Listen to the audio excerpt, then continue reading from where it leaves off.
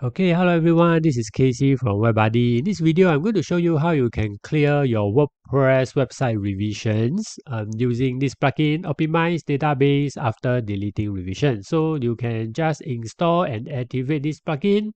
And then when you go to the setting, you can see these are the setting. You can leave the setting default. So what are revision is that when you are editing the pages or posts in WordPress, WordPress by default will save all the copies at the back end. So as time goes on, you may have hundreds. Some website that I maintain, when I just take over, they have thousands and tens of thousands of revision. So once you have that many revision, when you click around in the back end of the website, it will be very slow.